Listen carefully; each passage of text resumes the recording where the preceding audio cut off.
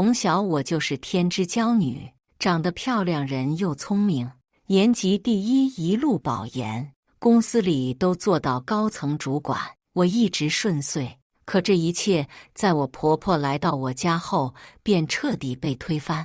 我生完二宝刚出院，她就来我家了，得知二宝又是个女儿，当着我爸妈的面横起眉指着我就骂：你这个没福气的女人，竟会生丫头，娶了你这么个女子，俺小儿子都成绝户了。大家好，开始今天的分享之前，希望你能给人间烟火点个订阅，我将会分享更多优质的内容。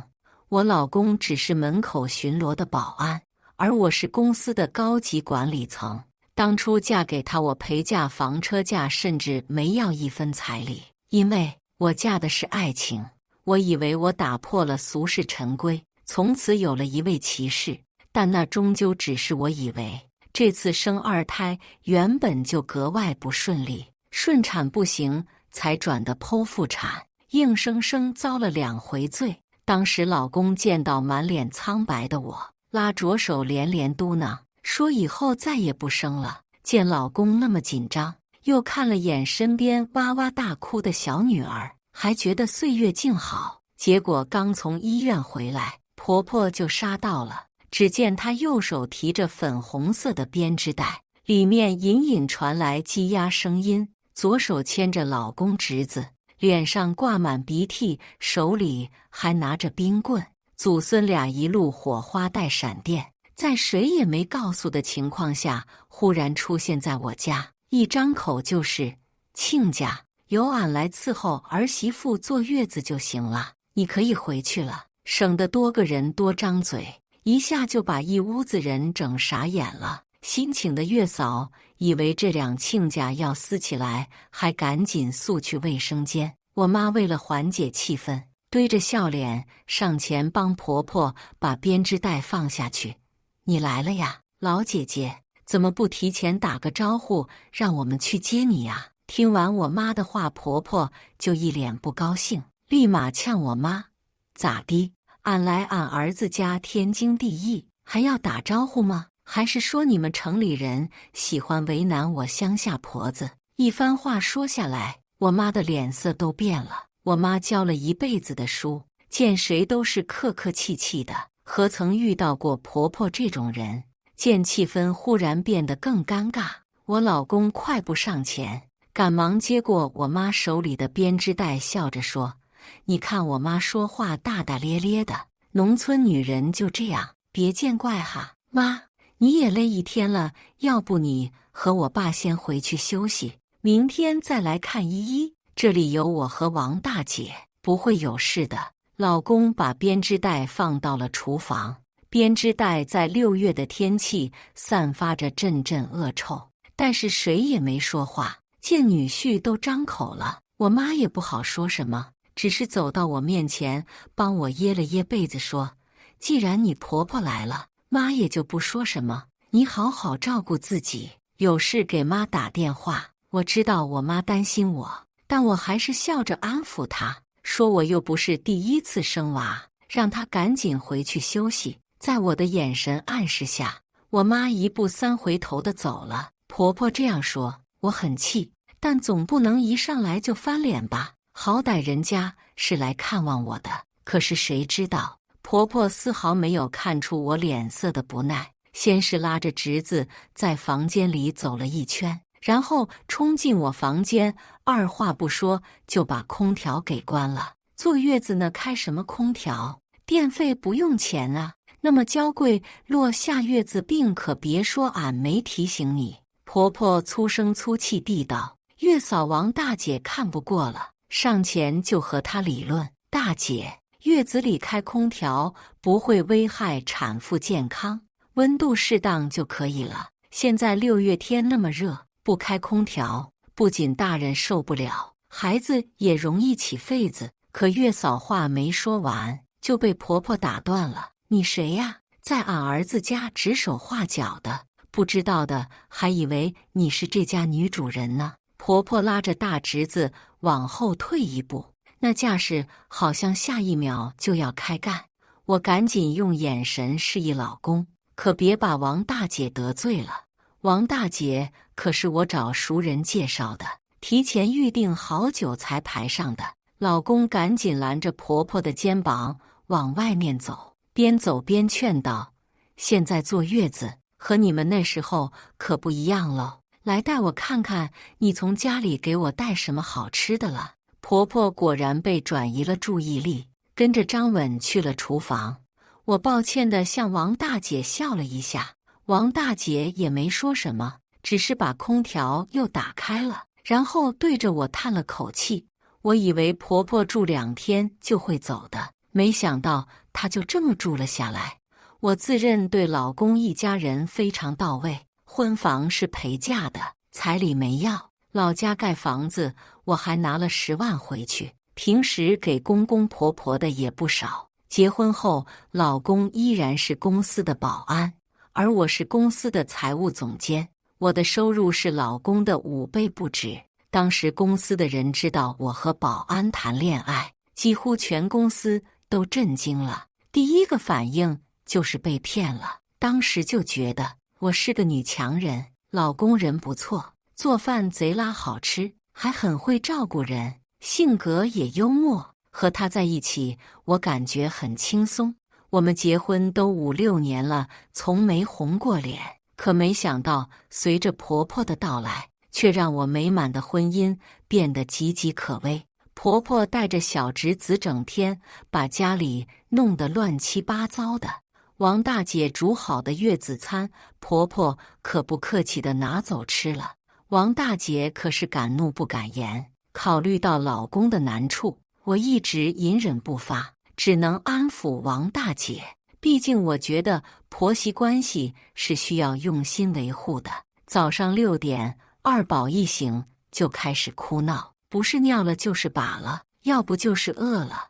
王大姐一早便忙着照顾孩子，我头昏昏胀胀地撑坐起来，想让王大姐把孩子抱过来吃奶。可谁知这时婆婆却惊雷般怒吼起来：一个丫头片子还金贵呢，净知道闹，大早上的嚎嚎叫，把我大孙子都吓醒了。这样的赔本货有啥用？婆婆搂着大孙子在房门口站着嚷嚷，这下我本就疼得头更疼了。老公看我皱着眉头，赶紧披上外套，好说歹说把婆婆拉回她房间。房子一下便又安静了下来。只是没过多久，婆婆又开始作妖了。她居然跑进我大女儿房间，把我大女儿从床上弄起来了，骂我女儿赔本货，只会睡懒觉。今天正好是星期六，大宝难得不用上学。我忍着身体不适去到大宝房间时，大宝正穿着吊带睡裙，一脸惊恐地看着床前的婆婆和堂哥。但婆婆在房间里环顾1周后，趾高气昂地说：这房间就是比俺昨晚睡的房间好，屋里花样也多，只有这样的房间才能配得上俺的宝贝大孙子，儿子俺就住这屋了。你赶紧把你闺女从这房间里搬出去。听到这话，我仿佛不敢置信。你说你这一老人欺负一个小孩做什么？我女儿从小都是被我傍大的，我受委屈可以，但是我女儿不行。我转过身，用眼神刺了一下老公，他赶紧上前和稀泥：妈，你让珍珠搬出去，她住哪？她从小就在这房间住习惯了，她很认床。丫头片子有什么值得稀罕的？搁乡下都是睡地上的命，不是俺说。你们现在最重要的就是生3胎。咱乡下你2姨她儿媳妇可是生了闺女之后，刚出月子就怀孕了，嘎嘎生了对双胞胎儿子，你俩得抓紧。婆婆狠狠剜了我老公一眼，不满老公的态度，老公却像怂蛋一样不敢正眼看婆婆。眼见老公靠不住，只能我来当这个坏人了。我立马反驳婆婆：妈，我是剖腹产的，3年内不能怀孕，而且我也不准备生3胎。我们家没有皇位要继承，女儿也挺好的。还有，这间房我也不会让出去，我女儿不可能受委屈。见我态度那么强硬，老公也不敢说什么。王大姐抱着二宝，也诡异地看了她一眼。婆婆一下变气狠了，满脸委屈地指着我骂：“好啊，你这生不出儿子的绝户，居然敢欺负我老太婆，我死给你看！”说着，她跑到卧室的阳台上，打开窗户就要往下跳。看到这一幕，我只觉得太阳穴突突地跳。婆婆一只脚敲在窗户上，一只脚放在阳台的板凳上，边哭边嚎：“呜呜，造的什么孽呀！俺不活了！儿媳妇要逼死俺这个老婆子了！你让我儿子成绝户，这是俺去死！”呜，婆婆的嗓门简直震天响。这时又刚好是上班时间，顺着阳台往下看，下面聚集了不少人，甚至有人拿出手机拍照。以现在键盘侠的理解能力，不管老人怎么闹，肯定是年轻人的错。再被婆婆这样闹下去，不用2天，我们一家人都得被人网暴不可。我赶紧让婆婆下来，有事好商量。可婆婆态度强硬，又哭又闹又寻死的，我气得头昏目眩。老公见没办法，只好同意把大宝的房间让出来，还向我承诺1个月就把婆婆送回去。我不想老公为难，只好委屈女儿。抱着二宝回房间时，我明显看见婆婆满脸得意的神色。回房后，我不断安抚珍珠，珍珠哭着哭着就在我怀里睡着了。而王大姐带着二宝一整天都不太敢出房门，后来也是不得不去给我做月子餐才去厨房的。谁知道还没过10分钟，王大姐就冲进屋里，哭哭啼啼地说这份工作她干不了了。一问才知道，王大姐做饭时，婆婆就像探照灯一样，一直在旁边盯着，一会说她油放的少了，一会又问买菜的价格，反口就污蔑保姆买菜漏钱，虚报菜价。老公已经去上班了，我也不好解决，我太阳穴一直跳，安抚了王大姐好一会，又答应给她涨500块工资，这才平息。可没一会，婆婆进来张口就质问我，请着月嫂1个月要给18000。我没好气地说，真是个败家玩意，生个丫头还专门请人照顾你，这点钱攒着给俺大孙子多香，你立马把他辞退了，让俺给你做饭。娶你这媳妇，我儿更是倒了8辈子霉了，那么不会过。婆婆横着脸指着我就骂，真是气不打一处来。我自己赚钱请来的月嫂与你可干，有你这种婆婆我才倒霉呢。我冷冷地瞪她，月嫂我肯定是不会辞的，你要是在我这里住，最好另再惹事。你应该知道房子是我陪嫁的，我有权把你撵出去。我说到做到。见我目光严肃，婆婆立马愣住了。我不发作不代表我就逆来顺受，处处忍让婆婆只是为了老公。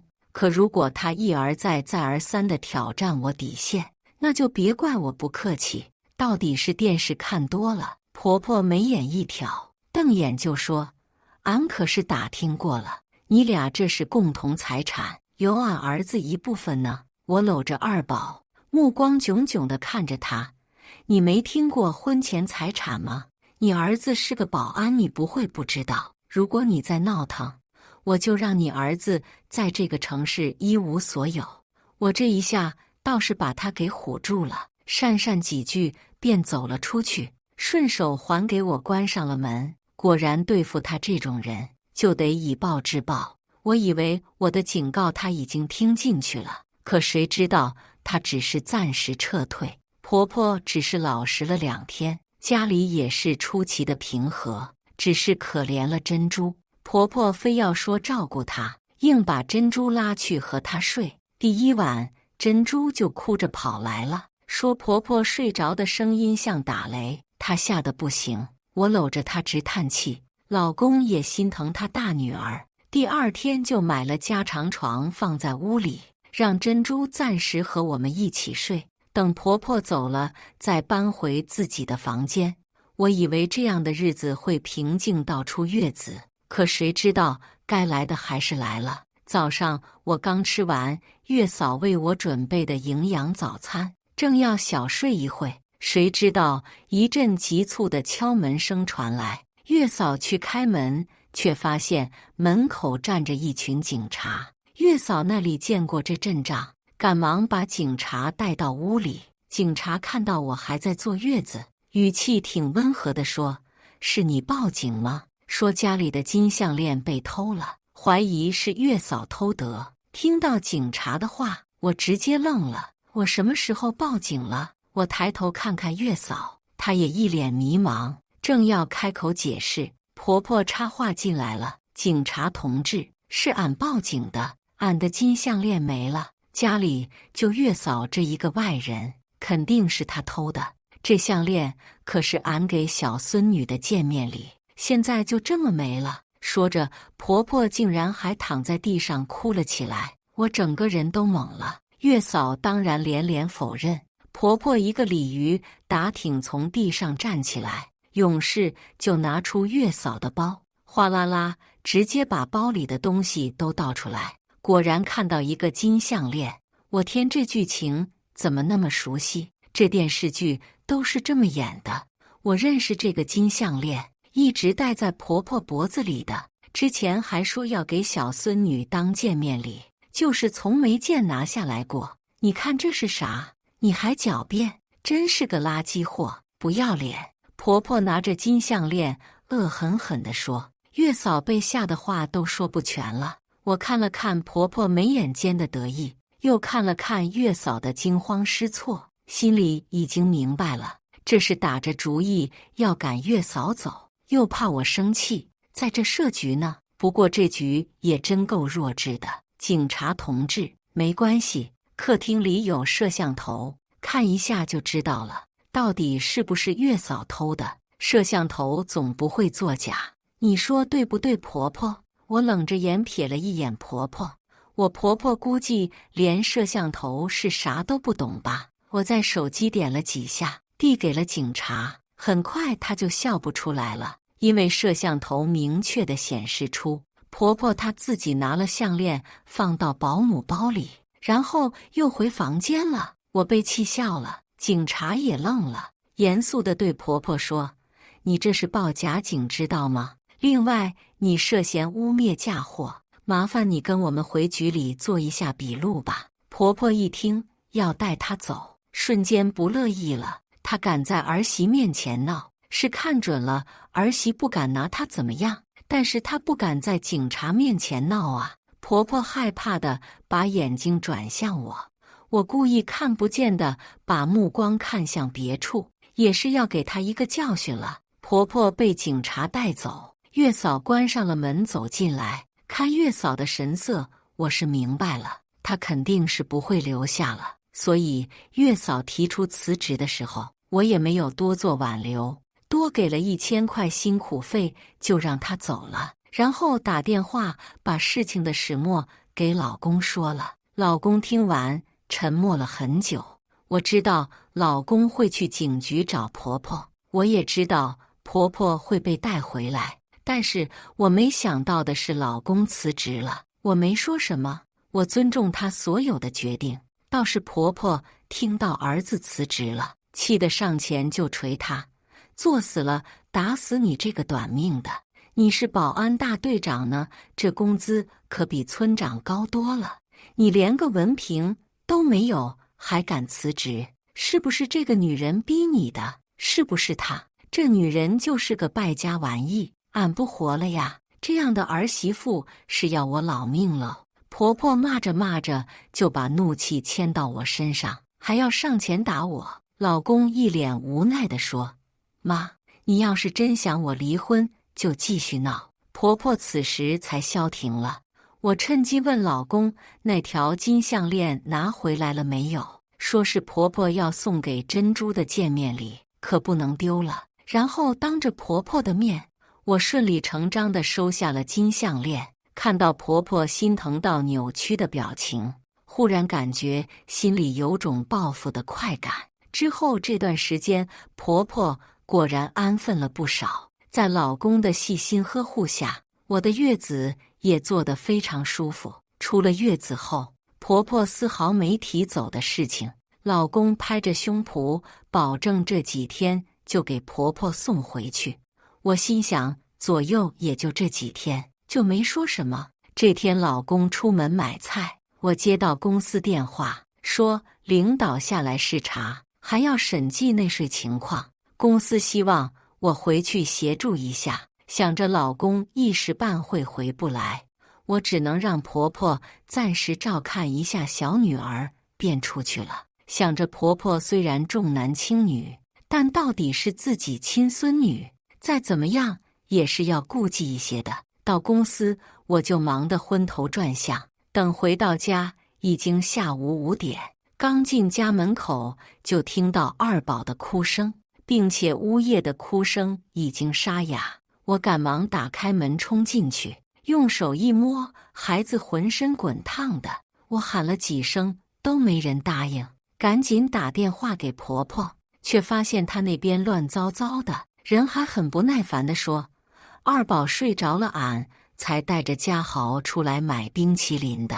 小孩子能睡，没个3-4个小时醒不了，别大惊小怪。俺小时候都是这样照顾俩儿子的。”我真是万万没想到，婆婆竟然把刚出月子的小婴儿扔在家里，自己带着大孙子出去买冰淇淋了。我不敢想象，二宝到底一个人在家里烧了多久。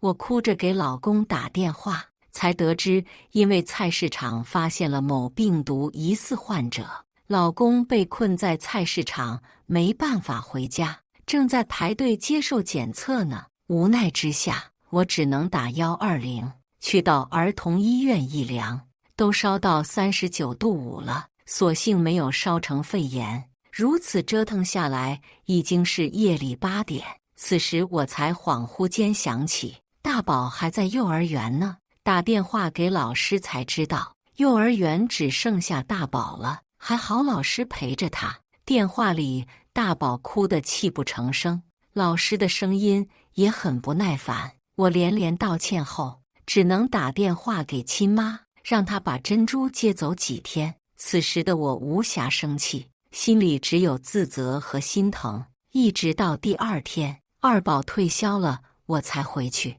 刚推开门，我就听到婆婆说：“大宝孙啊，这个牛奶已经过期3天了，等你2个妹妹回来喝。来，你喝这个奶。这是你婶婶挤出来的母乳呢，城里人就是讲究，母乳还放冰箱冻着。”我抱着珍珠含着脸，看到婆婆从冰箱拿出我好不容易挤出来的母乳，一点也不心疼的给张家豪喝。而桌子上摆的纯牛奶，正是婆婆前2天去超市抢的快到期的打折奶。胸口的怒火卡到喉咙，我气得浑身发颤。婆婆一扭头，看到我站在厨房门口，也吓得一跳，随即若无其事地说：“怎么这时候回来了？孩子没事吧？你就是这样照顾我孩子的，给他们喝过期牛奶，扔下发烧的宝宝出去买冰淇淋，还把我攒的母乳给他喝。”我被气疯了，我连声音都是颤抖的：“你骂什么骂？过期牛奶怎么了？便宜多了。俺在老家买的都是这样的，珍珠都喝了1个星期了，也没见肚子疼。我看你是瞎讲究，还有谁知道二宝会发烧了？这么个丫头还那么难伺候，我看就是福薄命钱养不大。”婆婆恶毒的话张口就来，我气坏了，指着她就让她给我滚。看着婆婆的脸，觉得没有任何一刻比现在更讨厌。这是我拿命生出来的孩子啊！婆婆这样虐待，这比用刀子割我的肉还疼。婆婆看着我生气，还不以为然地冲我翻白眼。张家豪人甚至嚣张地指着我骂：“臭女人，你凭什么叫我滚？我妈说了，你2个丫头是个绝户，奶奶说很快我就会过继你家，将来你家里的东西都是我的。她话没说完，婆婆就上前捂住了她的嘴，可我却什么都明白了。如果不是大人在她面前讲过，她一个小孩又怎么懂这些？原来他们家所有人都在等着分我绝户呢。想得美，恶狠狠地瞪了一下婆婆。我抱着二宝就回了房间。老公那边说他已经被隔离了，需要14天才能回家。我看着手机里的信息，忽地笑了。既然你不仁，就别怪我不义。我拿出手机，把婆婆当时给我的金项链拍了张照片发给大嫂。嫂子，婆婆真大方，竟然给了我女儿这么大的金项链，咱俩真有福气，有这么好的婆婆。发完这句话，我就看到妍美那边显示正在输入，过了好久，那边才回个信息：咱妈给你的。是啊，咱妈还说我生孩子辛苦了，还拿了几千块给我养护身体呢，我都说不要呢。她说她还有养老金傍身，让我拿着。呵呵，对，大嫂那边再无消息。我了解婆婆，平时就是个一毛不拔的，想她掏钱给大嫂花，那是绝对不可能。但大嫂泼辣，眼里容不得一粒沙，加上她一进门就生了个大胖小子，所以老公大哥和婆婆对她总是小心翼翼。如今大嫂知道婆婆把自己的小金库都补贴给我，大嫂怎么可能放过她？果不其然，当天晚上我就听到婆婆在隔壁房间哭喊，那个声音好像是在赌咒，说自己没有养老金之类的。后来我又隐隐约约听到婆婆说明天就带着张家豪回老家。第二天，婆婆就提着行李来找我，说要回老家了，还是那个编织袋子，还是一样的牵着张家豪。临走前，婆婆支支吾吾的想回自己的金项链，我开口直接说：妈，你都送出手了，还想要回去？你可要想清楚，你老了不能动了，到底谁给你养老？说完这句话，我就砰的一声关上门。我赌婆婆知道自己依靠不了大嫂，我赌婆婆不敢真的和我撕破脸。后来我从楼上看到婆婆坐上网约车走了，没过几天，婆婆就开始给我打电话诉苦，对我说大嫂的各种坏话。今天说大嫂嫌弃她做饭不好吃，明天是大嫂生气抱着张家豪回娘家，要逼着婆婆交出养老金之类。婆婆咬着牙带着哭腔说：俺哪有什么养老金，俺的棺材本早就贴给他了。这个小骚货就是不知足，要不是看在老大的面子上，俺非得抽他。看他这样我就解气。果然，恶人自有恶人磨。你们婆媳俩就在这样的环境下好好生活下去吧。我以为这是结束，可没想1个星期后，婆婆突然给我打电话哭，说大嫂在外面有人了，还恶狠狠地在电话里诅咒大嫂不得好死。原来是婆婆这趟回去后便听到不少风言风语，她亲自去调了几次尾，还真被婆婆抓到了。原来大嫂与村里小卖部的老板搞在一起了，被婆婆撞见后，大嫂还干脆破罐子破摔说要离婚。婆婆哪里受过这种委屈，当即和大嫂扭打起来。但是她毕竟年纪大了，怎么打得过风华正茂的大嫂？被狠狠抽了几个打耳光，打得耳朵嗡嗡响。我听着婆婆在电话里哭哭啼啼，我听到这件事也是震惊的不行。但别人的家务事，我怎么好插手？只能和婆婆说，让她先联系大伯，人家2口子的事情2口子解决。婆婆一听，果断挂了电话。我估计是给大儿子打电话去了。后来几天，天天听婆婆说又和大嫂干架了。现在全村人都知道大嫂在外面会野汉子，而大伯回家被人一路指指点点，憋了一口气的大伯回家就给了大嫂一个大嘴巴子。大嫂是个烈的，二话不说跑警局报案去了，说老公家暴，并以此为借口要求大伯给她10万块，否则就要告她。此事到了这里，已经完全脱离婆婆的掌控了。她哭着给我打电话，让我想办法。说实话，事情发展到这个结果，也是他们咎由自取。老公也隔离回来了，见到我的第一面就给我跪下，狠狠抽了自己一个大耳光。他眼眶通红地对我说：“姨姨，如果我知道咱妈让珍珠和明珠受了这么大委屈，说什么我也不会让她住在家里。你放心，以后我绝不会让她来我家住了。”说实话，我心里其实是怨他的。这个男人是我千挑万选的老公，却在婆媳关系上和稀泥，维持表面和平。可如今我看到这个1.8米的男儿跪在我面前自责地哭，我又心软了。然后我就把这段时间老家发生的事告诉了他，他听的也是一愣一愣的，吓得赶紧让大哥带孩子来做亲子鉴定。但还好孩子是大哥，不然我怕大哥得跳楼。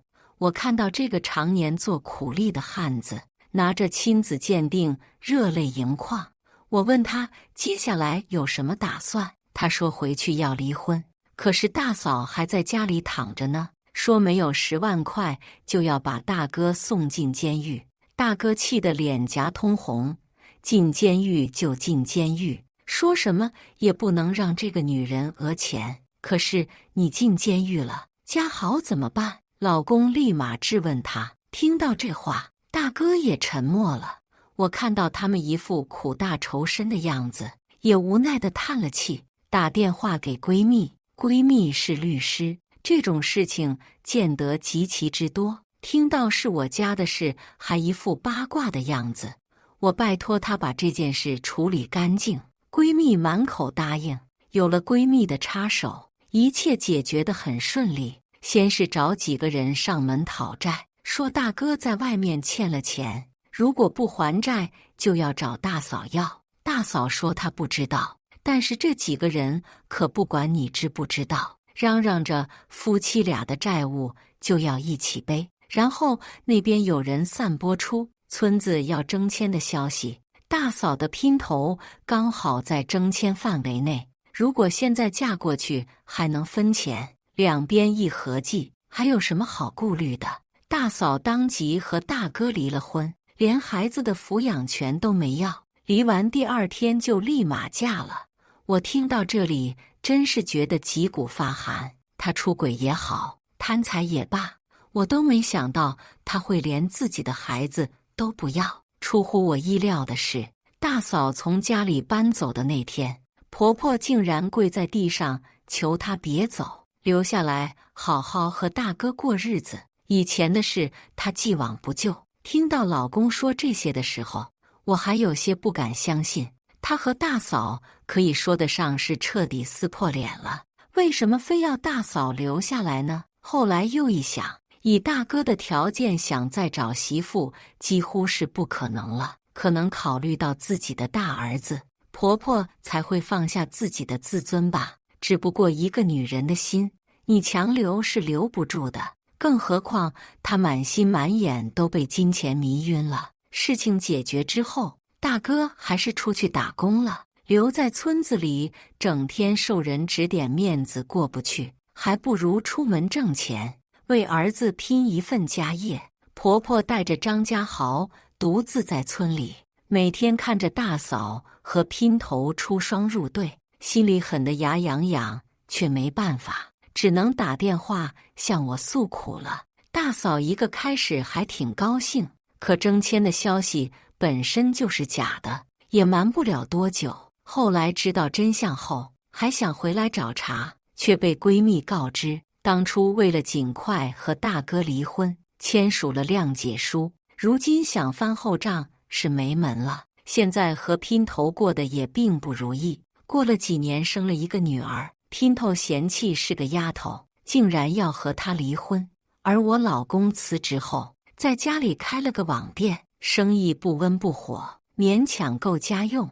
但好在时间自由，可以照顾孩子，这样我已经很满足了，因为我可以无后顾之忧地拼自己的事业。之后，婆婆打电话给我，语气很愧疚地对我道了歉。我早就不生气了，婆婆也可怜，当然，可怜之人必有可恨之处。后来我升为公司合伙人，老公每个月也会定期给婆婆一笔钱，一直到婆婆去世，她都很识趣的没在我面前出现过。以上就是今天分享的故事，大家有什么想说的、想吐槽的，欢迎在下方评论交流，也更希望能给人间烟火点个订阅，我将会分享更多优质的故事内容。